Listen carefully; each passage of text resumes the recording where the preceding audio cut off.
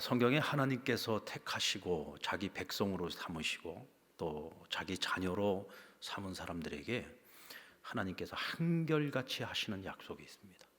한결같은 약속. 그것은 내가 너와 함께 하겠다는 약속입니다. 내가 너와 함께하며 내가 너를 지켜주고 내가 너를 보호하겠다. 이것이 하나님의 약속이에요. 믿음의 조상 아브라함으로부터 시작해서 이삭과 야곱 그리고 그들의 후손인 이스라엘 백성들, 그리고 오늘 이 시대에 예수 그리스도를 믿는 믿음 안에서 하나님의 자녀가 된 저와 여러분, 우리 모든 그리스도인들에게 하나님께서 동일하게 하신 약속은 바로 내가 너희와 영원토록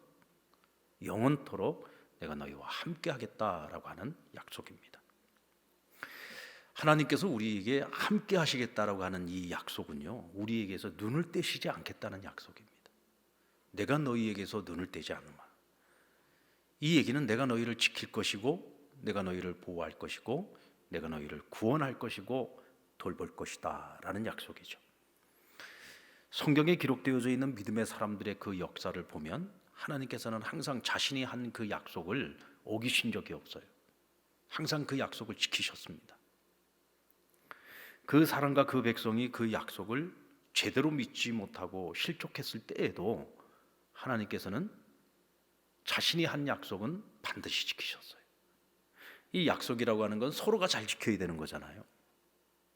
근데 보면 하나님과 사람들 간의 그 약속을 보면 언제나 사람들은 하나님과의 약속을 너무 잘 어겨요. 그럼에도 불구하고 하나님께서는 항상 그 약속을 지키시는 것을 볼 수가 있습니다. 왜 그럴까요? 그 이유가 뭘까요? 상대방이 약속을 잘 지켜야 또 그 상대편도 그 약속을 지킬 의무가 있는 거잖아요. 근데 우리는 늘 하나님과의 약속을 어기면서 살아가는데도 하나님은 자기가 한 약속을 지키신다. 그 이유가 뭐냐면 하나님의 약속은 우리와의 약속이기도 하지만 하나님 자기 자신과의 약속이기도 한 거예요.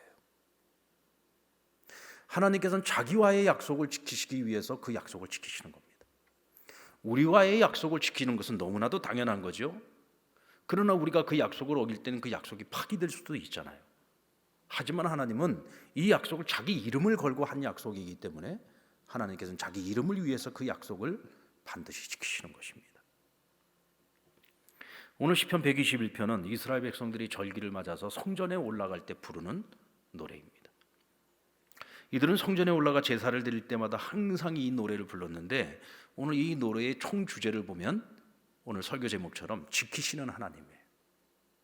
지키시는 하나님. 하나님은 우리를 지키시는 분이시다.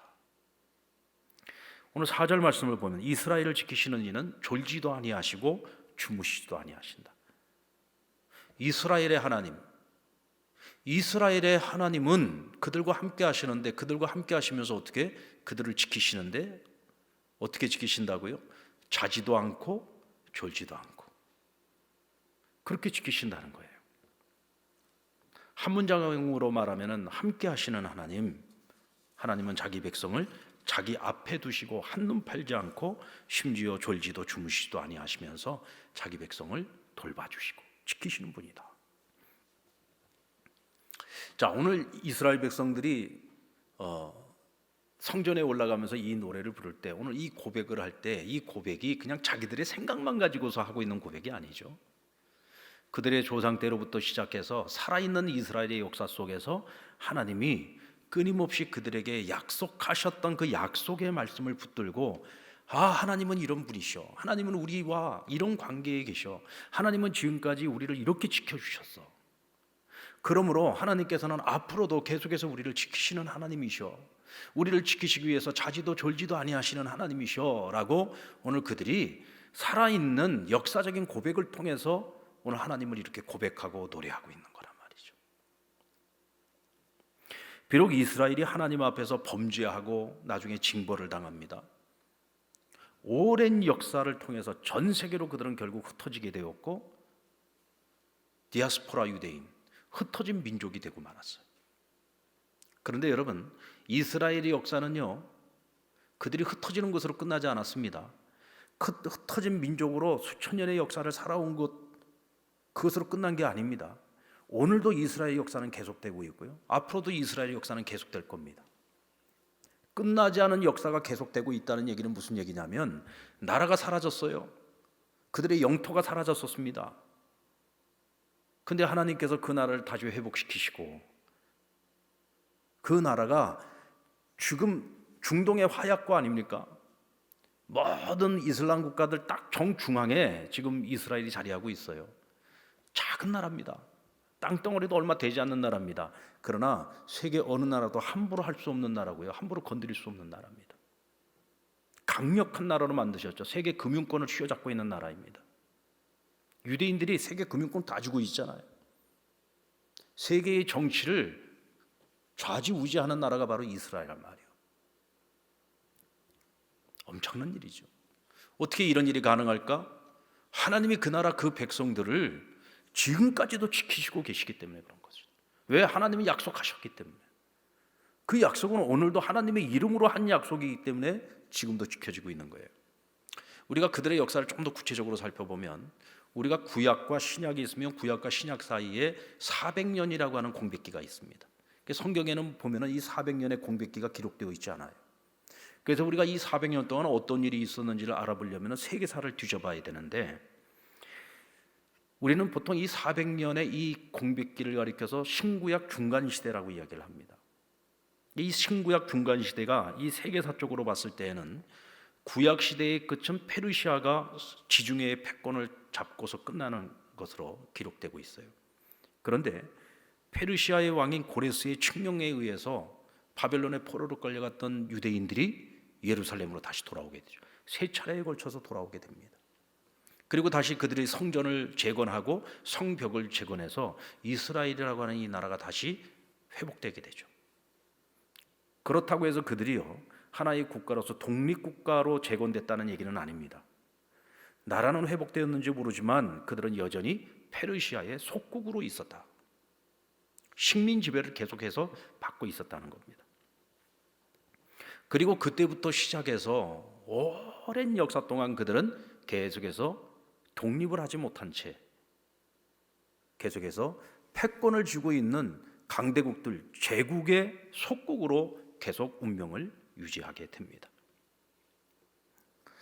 마게도니아에서 발흥한 헬라 제국의 알렉산더 대왕이 이 페르시아를 정복을 하고 정말 방대한 영토를 차지한 대제국을 형성을 하게 됩니다. 그런데 알렉산더는요 정복만 해놓고 얼마 살지 못하고 죽습니다. 젊은 나이에 세상을 떠납니다.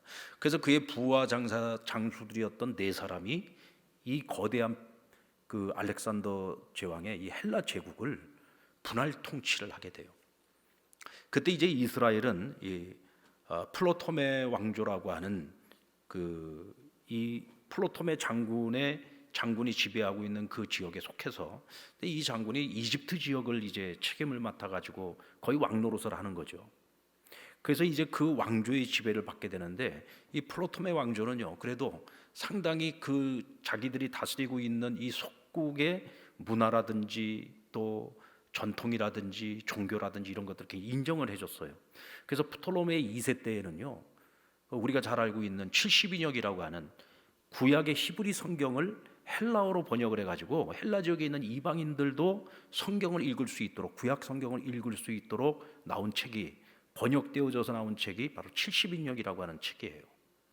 그것을 유대인들이 자기네들 뜻으로 만든 것이 아니라 프톨로메 2세가 이것을 명령해가지고 또 자금을 지원을 해가지고 이와 같은 번역서가 나오게 된 겁니다.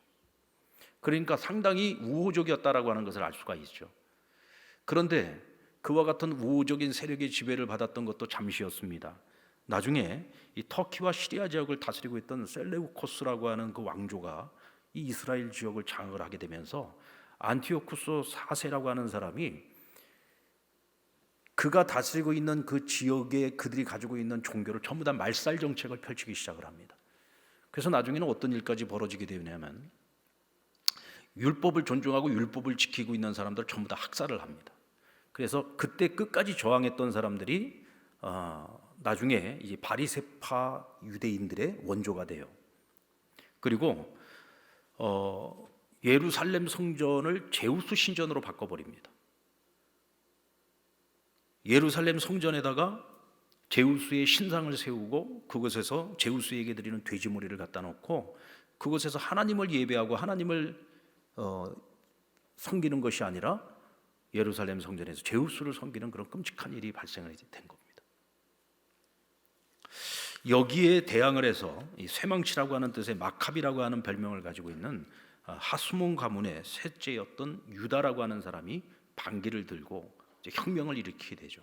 그래서 그때 딱 한 차례 이스라엘이 독립국가를 형성하게 됩니다. 그래서 지금까지도요, 이 마카비는 이스라엘의 영웅 중에 영웅입니다.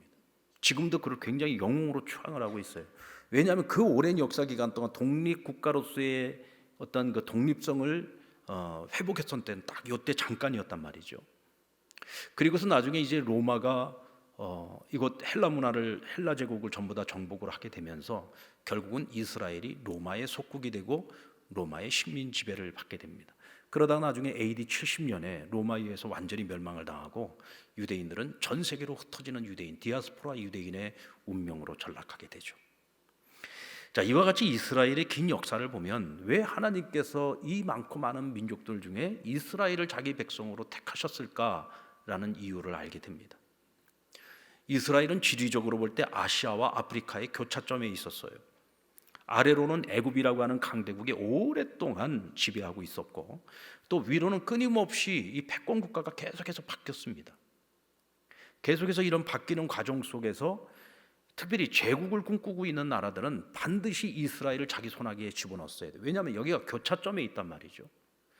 일본이 대륙으로 진출을 하기 위해서 항상 우리 한반도를 넘봤던 이유가 바로 거기 있잖아요. 대륙으로 나아가는 교두보가 바로 대한민국, 우리 한반도 땅이었습니다. 그래서 한반도를 점령을 해야만 대륙으로 나갈 수 있었기 때문에 섬나라였던 일본은 끊임없이 우리나라를 침공하고 우리를 괴롭히고 힘들게 했던 거죠. 또 중국도 역시 마찬가지입니다. 그런데 중국이라고 하는 나라는 굳이 일본을 정복할 이유가 없어요. 왜냐하면 섬나라이기 때문에. 중국은 워낙 땅덩어리가 큰 나라 아닙니까? 워낙 땅덩어리가 큰 나라였기 때문에 사실은 이 한반도에 있는 뭐 과거로부터 시작하면은 뭐 고려라든지 조선이라든지 그런 우리 한반도를 지배하고 있는 나라들이 있었잖아요. 근데 이 나라들을 전부 다 뭐예요? 자기 속국으로 삼아가지고 굳이 이 나라를 정복할 필요가 없는 거야. 왜? 알아서 항복을 하고 알아서 절을 하고 알아서 우리가 동생이다 그러고 오니까 그냥 품고 살아왔던 겁니다. 그래서 굳이 일본으로 넘어가기 위해서 한반도를 정복할 필요는 없었어요. 근데 일본은 어쨌든 섬나라다 보니까 자꾸 이제 대륙으로 진출하고 싶어가지고 우리나라를 계속 괴롭히고 힘들게 했던 거죠. 어쨌든 이 대륙에 있는 중국이라고 하는 나라와 일본 이 사이에 끼어가지고 어찌 보면 우리나라의 운명은 이스라엘의 운명과 굉장히 비슷한 지정학적인 조건을 가지고 있어요. 여러분, 유대인들이 굉장히 탁월하고 똑똑하잖아요. 그 이유가 뭐였을까? 그 또한 하나님께서 그들에게 지혜를 주셨기 때문이기도 하지만 그들의 역사 속에서 보면 끊임없는 외침을 많이 당했어요. 그 속에서 살아남기 위해서는 머리가 나쁘면 못 살아남아요. 그러니까 머리가 좋아진 거예요. 어쨌든 하나님 말씀 안에서 그들이 율법을 암송을 하고 말씀대로 살아가고 지혜의 근본이신 하나님을 경외했기 때문에 그들이 지혜로운 백성이 되기도 했겠지만, 그러나 그들이 가지고 있는 이 지정학적인 조건이 그들을 탁월한 민족이 되도록 만들기도 했다. 우리도 그렇지 않습니까? 전 세계에서 IQ가 제일 높은 나라가 대한민국인 거 여러분 아시죠? 모르십니까? 여러분, 전 세계에서요 우리나라가 IQ가 제일 높아요. 여러분들 여기 두 자릿수 있습니까? 예, 다 두 자릿수 아닙니다. 세 자릿수입니다. 예, 인정이 안 되시는 분들도 계시는 것 같은데 여러분 그냥 그렇게 믿고 사셔야 돼요. 대한민국 사람들은 기본적으로 우리가 IQ가 다 100이 넘는다 생각하시면 돼요. 그만큼 우리 대한민국 사람들이 굉장히 IQ가 높고 굉장히 똑똑해요. 아주 탁월한 민족입니다. 저는 그것이요, 우리가 그동안에 너무 외세의 침탈도 많이 당했고 그 속에서 우리 스스로가 똑똑해지지 않으면 안 돼요. 우리 스스로가 노력하지 않으면 안 돼요. 가진 거 자원도 없고 아무것도 없으니까 열심히 애들 공부시켜가지고 이 나라가 이렇게 뛰어난 나라가 된 것 아닙니까? 우리는 일제치하의 그 정말 잠깐 동안 30년이라는 세월이요, 이스라엘이 식민 지배를 받았던 그 시절들과 비교를 해보면 이건 아무것도 아니죠. 근데 우리는 30년 일본 식민 지배를 받으면서도 얼마나 많은 것들을 잃어버렸습니까?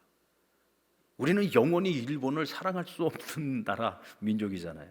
우리가 기독교의 복음의 입장에서 보면 그들도 사랑해야 되고 우리가 그들에게도 복음을 전해야 되지만 민족적으로 생각하면은 일본에 대한 감정이 결코 좋을 수 없잖아요. 아직도 자기네들이 뭐 우리를 갖다가 식민 지배를 하면서 우리를 많이 도와줬고 미개한 나라였는데 우리를 갖다가 계몽시킨 나라로서 자기네가 우리에게 은혜를 베풀었다고 지금도 생각하지 않습니까? 그러니까 우리가 참 저 사람들을 별로 이뻐할 수가 없어요. 이제는 원전수까지 이제 바다에다 풀어가지고 우리 바다까지 다 더럽히겠다고 하니까 하여간 참 제가 늘 말씀드립니다마는 서해를 건너서는 저 중국에서 미세먼지가 맨날 날라오고 이제는 우리 일본에서는 또 원전수 뿌려가지고 우리나라 또 바다를 오염시키고 이 양쪽에 껴가지고 참 왜 우리가 이렇게 이런 고통을 당해야 되는지 알 수 없습니다만은 근데 여러분 우리는 그 짧은 시간 그렇게 억울한 일을 당하고도 그렇게 힘들었는데 이스라엘은요 한 나라가 아닙니다. 수없이 많은 제국들에게 짓밟히고 빼앗기고 결국은 나라가 완전히 사라져버리는 그런 불행을 겪었단 말이죠. 그랬던 나라, 그랬던 민족이요 전 세계에 흩어져서 살면서도 하나님께서 그들과 함께 하셨어요. 유대인들을 얼마나 축복하셨습니까? 그들이 가는 곳마다 그 지역의 경제를 장악했습니다. 결국은 그들이 어떻게 했어요? 다시 그 가나안 땅에 들어가서 이스라엘이라고 하는 국가를 회복하지 않았습니까? 지금도 그 중동의 화약고로 있으면서도 어느 나라도 두려워하지 않고 스스로 자기들을 지키고 있잖아요. 세계가 함부로 할 수 없는 그런 나라가 되지 않았습니까? 어떻게 이런 일이 가능했을까요? 하나님께서 그들과 하신 약속을 지금까지도 지키고 있기 때문에 그들을 하나님께서 지켜주시고 지금껏 하나님이 그들을 보호해 주셨기 때문에 사도 바울이 자기 민족 이스라엘을 위해서 유대인들을 위해서 얼마나 간절히 기도했습니까? 하나님 내가 구원을 얻지 못해도 좋습니다. 나의 구원을 담보해서라도 나의 동족인 저 유대인들이 반드시 구원을 얻을 수 있도록 하나님 저들에게 은혜를 베풀어 달라고 기도하지 않았습니까? 아직까지도 그 일이 이루어지지는 않았습니다만은 언젠가는 그 일이 이루어질 거라고 저는 믿습니다. 왜냐하면 결국은 이스라엘이 처음부터 하나님의 그들의 백성이었고 하나님께서는 그들에게서 메시아가 나오게 하셨고 또 그들을 통해서 온 세상으로 복음이 전파되게 하셨잖아요. 언젠가는 하나님께서 반드시 그날을 이루게 하실 것입니다. 그런데 이와 같은 이스라엘의 역사 속에서 나타나시는 지키시는 하나님의 그 모습은 오늘 우리에게 어떤 모습으로 희망으로 다가옵니까? 오늘 저와 여러분도 하나님의 백성이잖아요. 하나님께서 예수 그리스도 안에서 우리를 하나님의 자녀로 삼으시고 자기 백성으로 삼으셨단 말이죠. 그러므로 이스라엘에게 하신 이 지키시는 하나님의 그 약속은 오늘 우리에게도 똑같이 적용되고 우리에게는 어떻게 약속하셨습니까? 내가 너희와 영원토록 함께 하시겠다고 약속해 주셨어요. 그러니까 여러분 우리도 같은 희망을 가질 수 있는 겁니다. 오늘 시편 121편에서 함께 하시는 하나님, 지켜주시는 하나님의 약속은 무엇인가? 자, 오늘 하나님께서는 우리를 실족치 않도록 하시기 위해 지키시겠다고 약속하고 있습니다. 우리 3절 말씀을 보시면은 여호와께서 너를 실족하지 아니하게 하시며 너를 지키시는 이가 졸지 아니하시리로다. 여기서 실족한다는 말은요 헛발을 디뎌서 넘어진다라고 하는 뜻입니다. 여러분 발을 헛디는 이유가 뭐죠? 발을 헛디는 이유는 예측이 안 돼요. 예측이 안 되면 예측을 한 사람이 왜 넘어지겠습니까? 왜 발을 헛디겠습니까? 예측을 못한 거죠. 또 한 가지 이유는 뭐냐? 한눈을 팔기 때문입니다. 한눈 팔기 때문에. 제가 결혼식 주례할 때 이 부부에게 제가 맨 마지막으로 건면하는 것이 중에 하나가 뭐냐면 한눈 팔지 말라는 거예요. 애나 어른이나 살면서 넘어지는 이유는 전부 다 한눈 팔다가 넘어지는 거다. 그러니까 부부가 서로 한눈 팔지 말아라. 하나님이 짝지어 주시는 내 인생의 최고의 보배니까 서로만 바라보고 살아라 라고 제가 말씀을 드리는데 이거 정말 중요한 개념이에요. 우리가 발을 헛디는 이유는요 한눈 팔다가 다 넘어지는 겁니다. 아이들이 어렸을 때 애들 데리고 어디 여행을 가보면은 항상 불안하잖아요. 왜? 아이들에게서 부모가 시선을 떼고 있으면 안 돼요. 언제 무슨 일이 벌어질지는 모릅니다. 여러분 성경에 보면 아이들은 항상 좋은 쪽으로만 비유가 되잖아요. 뭐 착하고 순수하고 깨끗하고 그런 쪽으로만 주로 비유가 되지 않습니까? 근데 또 한편으로 보면요, 어린아이들은 걱정거리입니다. 어린아이들은 걱정거리예요. 왜냐하면 이 아이들은 항상 한눈을 팔고 살기 때문에 그래요. 그리고 조심성이 없어요, 아이들은. 그래서 아이들 보고 야 조심해라 조심해라 백날 얘기해봐야 소용없습니다. 얘네들은 항상 조심성이 없어요. 한눈 팔지 마라 한눈 팔지 마라 암만 얘기해도 소용없습니다. 왜냐하면 아이들은 늘 한눈을 팔 수밖에 없어요. 왜? 세상에 신기한 게 너무 많거든. 그래서 누가 한눈을 안 팔아야 됩니까? 부모가 한눈을 안 팔아야 돼요. 혹이라도 아이를 잊어버렸을 때 애를 혼내면 안 됩니다. 아, 왜 한눈 팔다가 아빠 엄마 잊어버렸어 이러고 아이를 혼내면 안 돼요. 아이를 잃어버린 부모가 문제인 거지. 왜? 부모가 한눈을 팔았으니까 애를 잃어버린 거거든요. 하나님과 우리의 관계도 똑같아요. 하나님께서 우리에게 끊임없이 한눈 팔지 마라 한눈 팔지 마라 조심해라 조심해라 말씀하지만 우리는 항상 한눈 팔잖아요. 맨날 넘어지잖아요. 자빠지잖아요. 그러니까 하나님께서 우리에게 말씀하시는 거예요. 내가 항상 너희를 내 앞에다가 두고 내가 너희들을 날마다 주시하면서 눈을 떼지 않고 너희를 돌본다는 거예요. 내가 날마다 너희를 지킨다는 거예요. 심지어는 자지도 졸지도 않으면서 내가 너희를 돌보고 있다는 거예요. 그러지 않으면 한눈 팔다가 넘어지는 아이처럼 우리가 늘 쓰러지고 넘어질 수밖에 없으니까. 그래서 하나님께서 이스라엘 백성들에게 무엇을 주셨어요? 율법을 주신 거예요. 하나님의 법, 하나님의 율법을 주셔서 그 율법을 안에서, 율법의 테두리 안에서 살라는 거야. 그러면 너희가 넘어지지 않을 수 있어. 그래서 그들에게 율법을 주셨고 언제나 하나님 앞에서 살라고, 하나님의 시선에서 벗어나지 말라고 그들에게 절기를 허락하시고 제사를 드리게 한 거예요. 그래서 늘 절기를 지키고 제사를 드릴 때마다 하나님을 기억하고 하나님 앞에서 자신들을 돌아보고, 그리고 하나님이 주신 율법의 말씀의 그 테두리 안에서 그들이 벗어나지 않고 한눈 팔지 않고 넘어지지 않도록 그렇게 하나님 앞에서 살도록 다 하나님이 예배해 주시고 모든 것들을 준비해 주시고 대비해 주셨잖아요. 그런데도 그들이 넘어져요. 자빠져요. 그러니까 하나님이 이번에는 누구를 보냅니까? 선지자들을 보내잖아요. 또 선지자들을 보내서 야, 선 넘지 마라, 선 넘지 마라. 선 넘기 전에 빨리 돌아와라. 빨리 돌아와라. 돌아오면 내가 용서할게. 돌아오면 내가 나의 사랑의 울타리로 너희를 다시 한번 끌어안아줄게. 내가 두 팔로 너희를 안아줄게. 내가 너희를 지켜주고 보호해줄게. 그래서 돌아오면 감사한데 돌아오지 않으면 어떻게 됩니까? 돌아오지 않으면 결국은 이스라엘 역사가 보여주고 있는 것처럼 나라도 잃어버리고 영토도 잃어버리고 그 오랜 세월 동안 흩어진 백성으로 살아가는 거예요. 여러분, 그쯤 되면 버릴 만도 하지요. 포기할 만도 하지요. 근데 하나님 포기하지 않았다니까요. 흩어져 있는 그 백성들까지도 하나님께서 그들을 버리지 아니하시고 계속해서 돌보고 계셨다는 겁니다. 여러분, 이것이 하나님과 사람의 차이예요. 사람은요, 돌아와라 돌아와라 돌아와라 돌아와라 열심히 찾아보고 어쨌든 돌아오게 만들려고 애를 써봅니다. 그러나 하다 안 되면 사람은 포기해요. 심지어는 부모도 자식을 포기하지 않습니까? 그런데 하나님께서는 포기라는 걸 몰라요. 왜 포기라는 것을 모르냐? 자신이 한 약속이 있기 때문에 포기를 못 하시는 거예요. 자기 이름을 걸고 한 약속이기 때문에 포기를 못 하시는 거예요. 이게 하나님의 사랑이에요. 이게 바로 신실하신 하나님의 약속입니다. 여러분, 오늘 저와 여러분은 바로 그 약속을 붙들고 사는 것입니다. 아멘입니까? 그럼 하나님께서 우리를 어떻게 지키시겠다고 약속을 하고 있어요? 우리 5절 말씀을 한번 볼까요? 5절 말씀 시작. 여호와는 너를 지키시는 이시라. 여호와께서 내 오른쪽에서 내 그늘이 되시나니. 여기서 보니까 하나님이 내 오른쪽에서 내 그늘이 되시고 내 오른쪽에서 너를 지켜주시겠다라고 약속을 하셨습니다. 여기서 우리가 이 오른쪽의 의미를 좀 바로 알아야 오늘 이 말씀이 대체 무엇을 의미하는 것인지를 우리가 좀 더 구체적으로 알 수가 있습니다.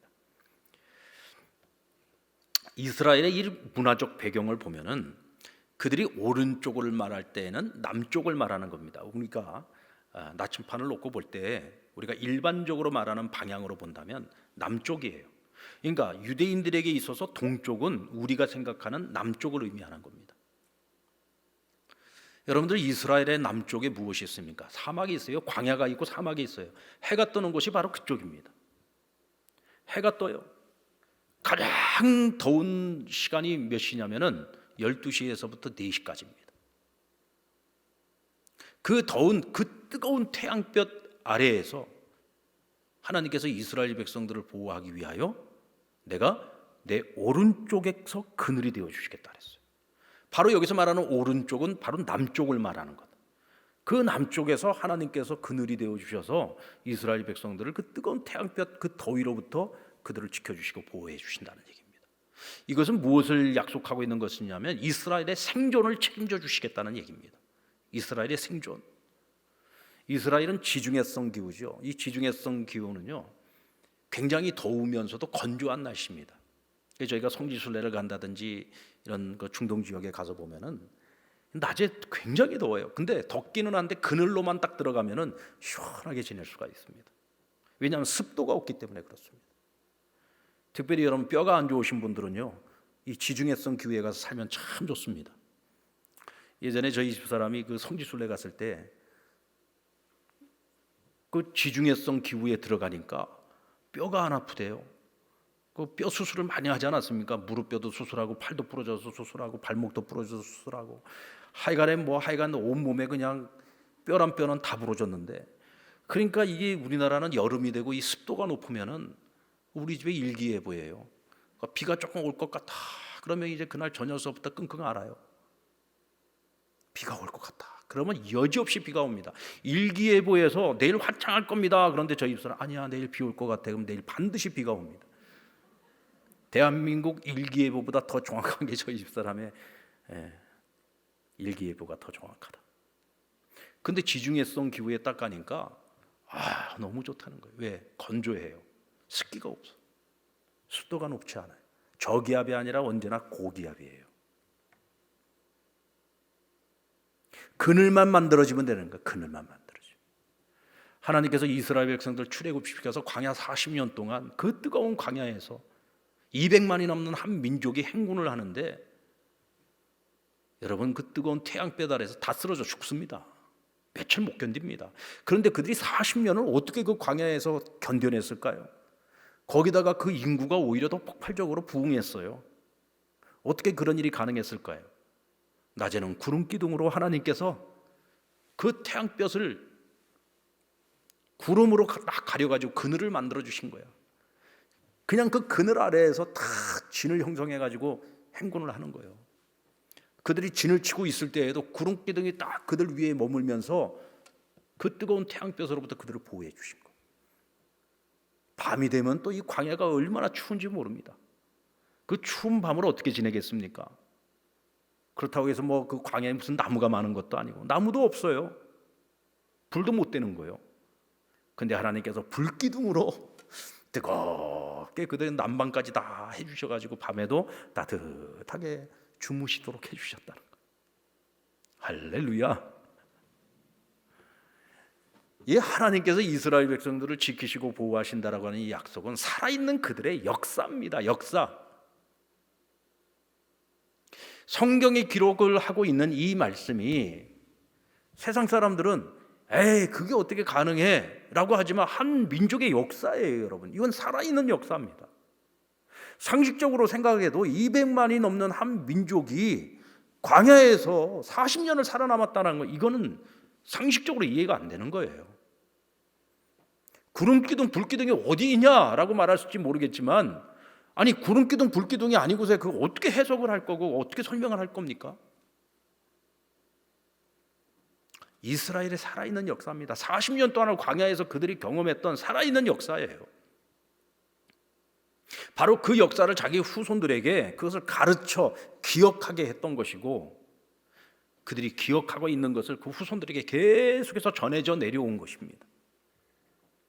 그와 같은 살아있는 역사를 가지고서 오늘 성전에 올라가고 있는 사람들이 우리를 지키시는 하나님에 대해서 찬양하고 노래하고 있는 거죠. 오늘 저와 여러분도 마찬가지 아닙니까? 성경에 기록되어져 있는 그 살아있는 역사를 우리는 믿고 있기 때문에 오늘 이 시대를 살아가고 있는 저와 여러분도 하나님께서 우리를 지키신다, 우리를 보호하신다, 우리를 실족하지 아니하도록 날마다 말씀으로 우리를 지켜주시고 우리가 쓰러지고 넘어지지 아니하도록 하나님께서 날마다 성령으로 우리를 돕고 계시는 것 아닙니까? 오늘 저와 여러분이 해야 될 일은 그 지키시는 하나님을 찬양하고 그 지키시는 하나님을 절대적으로 믿고 신뢰하며 나를 지키시는 그 하나님과 함께하는 겁니다.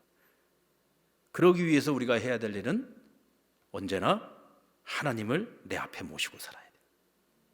하나님을 내 앞에 모시고 살아가면 하나님은 우리의 우편에서 우리의 그늘이 되어주시고 낮에 해가 우리를 상치 못하도록 밤에 달이 우리를 해치 못하도록 여호와 하나님께서 우리를 날마다 지켜주시고 보호해 주시는 겁니다.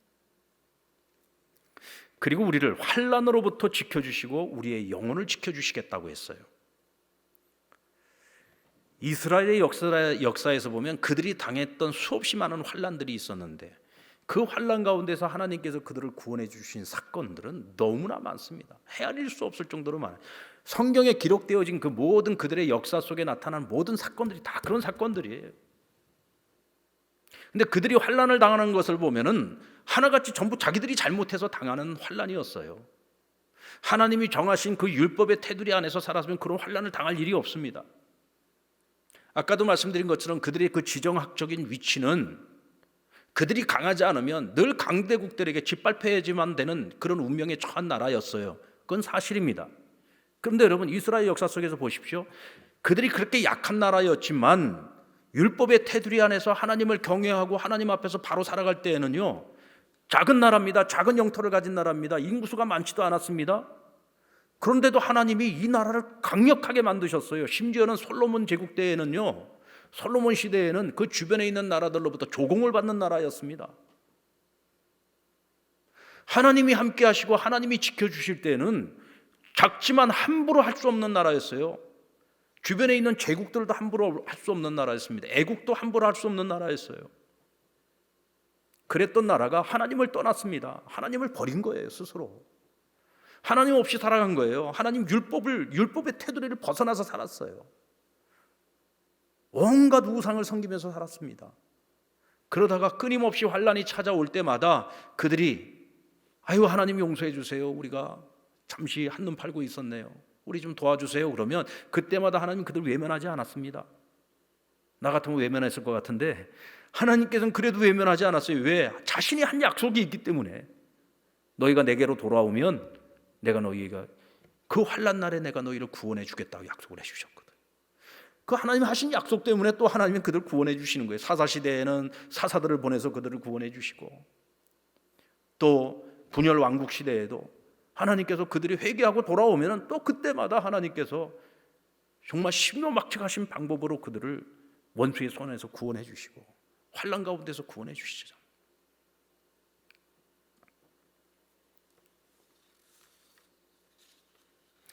하나님께서 환난 가운데서도 그들을 구원해 주지 않을 때가 있었어요.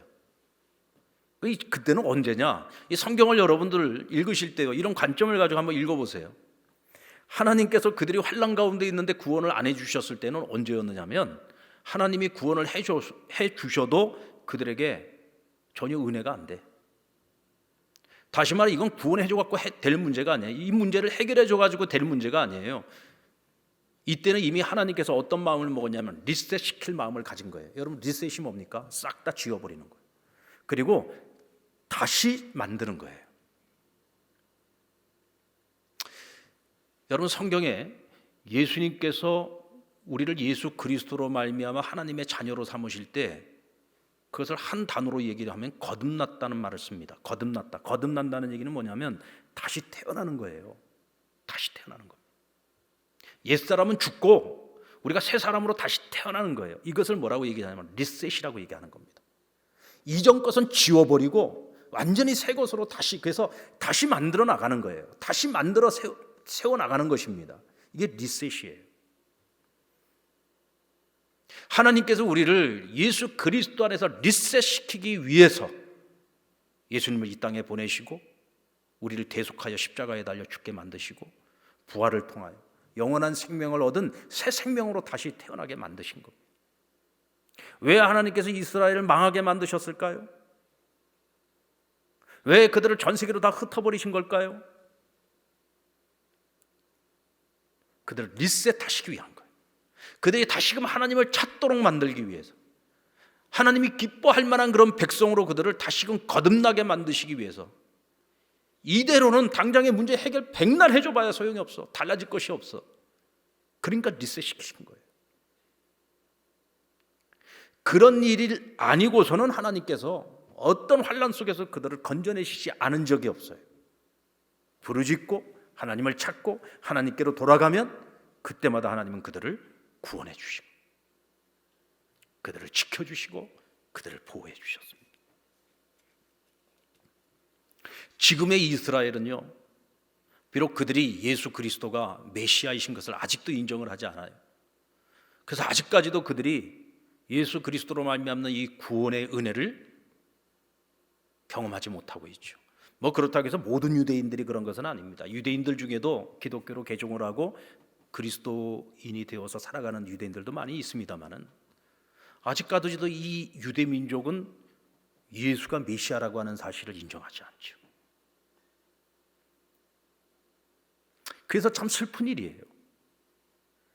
하지만 적어도 우리가 알아야 되는 건 뭐냐면 이 이스라엘 백성들은 지금 현재 가나안 땅을 지금 차지하고 나라를 지금 만들고 이스라엘이라고 하는 이름으로 살아가고 있는 그곳의 유대인들이나 전 세계에 지금 흩어져서 살고 있는 유대인들이나 그들은 어느 자리에 있든지 어떤 곳에서 살고 있든지 그들은 여전히 여호와를 경외하고 있다는 거예요.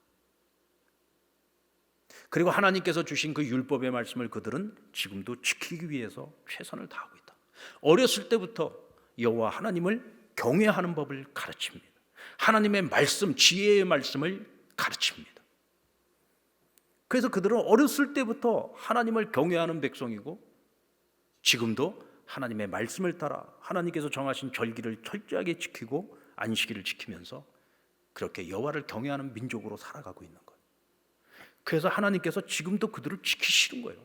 그래서 그들을 하나님께서 지금도 보호하고 계시는 거예요. 언젠가는 그들에게 구원의 역사가 임하는 날이 반드시 오겠죠. 만약 하나님께서 그들을 리셋시키지 않았다면 오늘의 이스라엘, 오늘의 유대인들이 과연 그런 여호와를 경외하는 삶을 살아갈까? 어쩌면 그게 불가능할런지는 모릅니다. 그래서 하나님께서 그들을 리셋시켜서 흩어진 민족으로, 서러운 많은 민족으로 살아가면서도 우리가 하나님의 선민이라고 하는 정체성을 잃어버리지 않게 한 거예요. 언젠가는 우리에게 메시아, 그들은 아직 메시아가 오지 않았다고 생각하기 때문에 언젠가 우리에게 하나님께서 메시아를 보내줄 것이라고 하는 그 믿음을 아직도 가지고 있고 아직도 메시아를 기다리고 있어요. 근데 그 신앙이 그들을 지금까지 지탱해주고 있는 겁니다. 저는 그런 의미에서 보면은요, 오늘 저와 여러분이 우리 자녀들을 위해서 기도할 때 우리 자녀들이 세상적인 성공, 세상적인 형통, 우리가 그것만을 위해서 기도해 주면 안 됩니다. 우리는 우리 자녀들의 영혼을 위해서 기도해 줘야 돼요. 뿐만 아니고 우리 자녀들을 정말 어렸을 때부터 신앙교육 철저하게 시켜야 됩니다. 신앙교육을 제대로 철저히 받으면서 자란 자녀들은요, 잠시 방황을 하고 잠시 일탈을 해도요, 결국은 하나님께로 다 돌아오게 돼 있어요. 근데 부모의 신앙 자체가 너무 세상적이고 너무 세속적이에요. 전혀 하나님을 경외하는 삶을 살지 않아요. 그러니까 내 자녀가 영적으로 하나님 앞에 바로 서는 것보다도 세상에서 성공하고 좋은 학교 가고 출세하고 부자 되고 여기에만 관심을 가지고 살아가. 자녀들의 영혼에 관심이 없어. 그러면 여러분, 우리 자녀들의 인생은 정말 불행해질 수밖에 없습니다. 이스라엘이 이스라엘 될 수 있고 오늘도 하나님의 그 지켜주심과 그 보호하심 속에서 살아갈 수 있는 것은 철저한 신앙교육 때문에 가능한 거예요. 토라 교육이라고 하지 않습니까? 철저하게 하나님 말씀으로 교육을 시키죠. 철저하게 하나님을 경외하는 백성으로 교육을 시키는 거예요. 그러니까 그 자녀들이 세계 어디에 나가서 살아도 존중받는 인생을 살아가고 세계 어디에서 나가도 중심이 되는 인생을 살아가는 거예요. 여러분, 우리 자녀들이요, 영적으로만 하나님 앞에 바로 딱 서게 되면은요, 하나님이 주시는 은사와 달란트를 따라서 어느 자리에 갖다 놓더라도, 어디에 가서 살더라도요, 거기서 영향력 있는 인생을 살아갈 수 있습니다. 아멘입니까? 우리 부모들부터가 먼저 이걸 정신을 좀 똑바로 차리고 살아야 돼요. 환난 중에 내가 너희를 구원할 것이며 내가 너희의 영혼을 책임지겠다고 말씀하셨잖아요. 이 영혼이 중요한 겁니다. 영혼이. 하나님께서 저와 여러분의 영혼을 지켜주시기 때문에 오늘 이 수요 부흥 기도에 나와가지고 지금 말씀 듣고 하나님 앞에 기도하고 있는 거예요. 오늘 또 이 자리에 나왔기 때문에 우리 자녀들의 영혼을 위해서 기도하자는 이 말씀을 듣고 오늘 여러분들 한마디라도 기도하고 가지 않겠습니까? 주여, 내 자녀들 그들의 영혼을 책임져 달라고. 이게 중요한 겁니다. 그러니까 우리가요, 우리 자녀가 지금 서울대를 갔고 어디 해외 유학 가서 좋은 학교를 다니고 있고 어디 삼성에 취직을 하고 우리나라에서 제일 가는 기업에 지금 취직을 해서 직장 생활을 하고 내 자녀가 하는 사업이 잘 돼가지고 지금 부자가 되고 아파트 서울 강남에 아파트를 몇 개를 사고. 여러분, 이런 거 절대로 자랑하지 마세요. 우리는 그걸 자랑할 것이 아니라 우리 자녀들이 얼마나 열심히 신앙생활을 하고 있는지, 우리 자녀들이 섬기고 있는 그 교회에서 얼마나 중심적인 역할을 하면서 살고 있는지, 우리 자녀들이 날마다 가정에서 예배를 드리고 함께 기도하고 어려운 일들이 있을 때마다 부모에게 전화해서 기도해달라고 부탁하고, 자녀들의 그런 모습을 우리가 칭찬을 하고 그것도 자랑을 해야지. 세상 사람들이 똑같이 하는 그런 자랑거리 가지고서 자랑하면서 살아가는 건 정말 부끄러운 거예요. 우리가 그런 자랑하지 말아야 돼요. 우리가 가끔 그런 실수하잖아요. 그렇죠? 저도 가끔 그런 실수합니다. 그런데 우리는 정말 이거 다시 생각을 해봐야 됩니다. 우리가 무엇을 자랑하며 살아가야 될 건가? 그게 자기 신앙이거든요. 그게 자기 신앙. 목사님, 제가요 얼마 전에 주식을 하나 샀는데요, 이 주식이요 4,000%가 뛰었어요. 1,000만 원짜리 샀는데요 4,000%가 뛰어가지고 40억이 됐어요. 이런 거 자랑함. 여러분들 지금 그 얘기 들으면서 야, 대체 누구야? 와, 그 사람 대박 났네. 왜 나에게는 그런 로또가 안 터지지?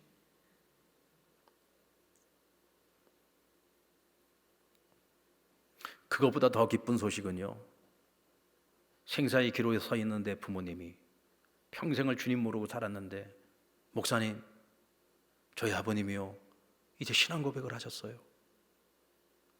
저희 아버님 세상 떠나기 전에 병상 세례 받으셨어요. 저희 아버님이요 천국에 확신 가지고 돌아가셨어요. 이게 더 기쁜 소식이 돼야지. 40억 가지고 있는 사람이나 4억 갖고 있는 사람이나 통장에 4천만 원도 없는 사람이나 밥 먹고 사는 것 똑같고 분명히 다르긴 다르죠. 다르긴 다른데 우리 그리스도인들의 삶의 가치 기준은 그런 것에 있지 않다는 겁니다. 우리의 기준은 언제나 나의 영혼이 하나님 앞에서 하나님을 경외하고 하나님을 섬기고 하나님과의 관계 속에서 언제나 하나님의 지켜주심과 보호하심 속에서 살아간다면 가진 것이 많든 적든 상관없이 우리 자녀들이나 우리가 그렇게 대단하든지 대단하지 못하든지 그런 거 전혀 상관없이 우리가 하나님의 은혜 속에서 살아갈 수 있다는 것, 그것이 여러분 가장 큰 은혜고 그것이 가장 큰 축복이 아니겠습니까? 오늘 이 시편 기자는 우리에게 이렇게 묻습니다. 우리 1절과 2절 말씀 같이 한번 읽어볼까요? 시작. 내가 산을 향하여 눈을 들리라. 나의 도움이 어디서 올까? 나의 도움은 천지를 지으신 여호와에게서로다. 여러분의 도움은 어디서 옵니까? 여러분들은 여러분의 도움이 어디서 온다고 지금 믿고 있고 노래하며 살고 있습니까? 여러분들이 정말 어려움이 찾아왔을 때 여러분들에게 도움이 되는 것이 무엇이라고 생각합니까? 돈입니까? 그래서 열심히 돈 벌고 그래서 열심히 저축하고 열심히 재산 증식을 위해서 노력하면서 사는 거잖아요. 돈이 시켜준다고 생각하니까. 그래도 목사님 믿을 거는요 집밖에 없더라고요. 집. 대한민국에서요 집은 절대로 망하지 않습니다. 부동산에 투자해야 됩니다. 그래서 부동산 많이 사들이고 집 많이 가지고 있으니까 내가 어려움이 있을 때 그것이 내게 도움이 됩니까? 그것이 나를 지켜줍니까? 우리가 무엇에 투자하고 살고 있는지를 우리가 한번 잘 생각해 보자고요. 우리는 그것이 나에게 도움이 된다고 생각을 하기 때문에 거기다 다 투자하고 살아가는 거거든요. 그것이 나를 지켜준다고 생각하기 때문에 거기다가 우리가 완전히 몰입하고 살아가는 거예요. 저희가 이제 제자 훈련하고 있는데 이제 제자 훈련 시간에 진정한 셀, 진정한 구역은 반드시 열린 모임을 하나씩 가지고 있어야 된다. 열린 모임은 전도하는 소그룹입니다. 구역 안에 전도 소그룹이 하나 있어야 된다. 그러면 적어도 전도 소그룹까지 하는 구역 식구들은 일주일에 2번 모여야 돼요.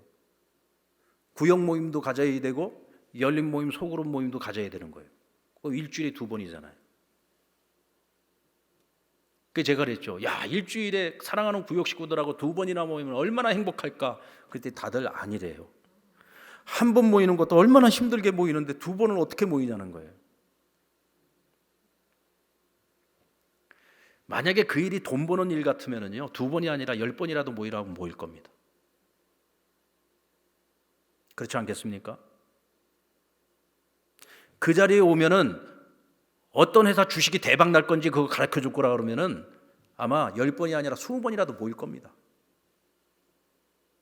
돈이 된다고 생각하면 모이겠죠? 나에게 뭔가 현실적인 유익이 된다고 생각하면은 열일을 다 제쳐놓고라도 그 자리에 올 겁니다. 오늘 우리에게 가장 중요한 게 뭡니까? 생명구원하는 거잖아요. 오늘 우리에게 가장 중요한 게 뭡니까? 하나님 앞에서 사는 거잖아요. 하나님을 섬기고 교회를 섬기고 성도들을 섬기는 거. 우리가 늘 입으로는 그렇게 고백하면서 살고 있지 않습니까? 머리로 지식적으로는 알고 있잖아요. 근데 정작 우리가 시간을 내고자 할 때는 그 시간 2번 내는 거 어려운 일이라고 얘기합니다. 못할 것 같다고 얘기하죠. 이게 여러분 오늘 우리의 현 주소입니다. 근데 오늘 시편 기자가 우리에게 묻고 있는 거예요. 너희의 도움이 어디서 올까? 너희의 도움이 어디서 올까? 우리의 도움은 천지를 지으신 여호와에게서로다. 이 세상을 창조하신 분, 만물의 주인이 되시는 분, 전능하신 하나님, 그분에게서 우리가 도움이 오는 거예요. 그럼 우리가 그분을 잘 섬겨야죠. 전능하신 하나님을 잘 섬겨야 되는 것 아닙니까? 하나님을 위해서 한 번도 아니고 2번, 3번, 4번 아니 일주일에 7번이라도 교회 나오고 7번이라도 섬기고 해야죠. 우리의 전부를 들여서 섬겨도 부족하지 않을 만큼 우리 하나님은 우리의 그 무엇으로도 갚을 수 없는 사랑을 우리에게 베풀어 주셨어요. 오늘도 변함없이 저와 여러분을 지켜주시고 영원토록 우리를 지켜주시는 하나님이십니다. 여러분, 나의 도움은 어디서 온다고요? 바로 나를 지켜주시는 그 여호와 하나님께로부터 오는 것입니다. 여러분, 그 하나님을 믿고 그 하나님을 의지하고 날마다 우리의 입술로만이 아니라 우리의 마음으로, 우리의 삶으로, 우리의 행동으로 오직 여호와 하나님을 경외하며 살아갈 수 있는 저와 여러분 되기를 주의 이름으로 축원합니다.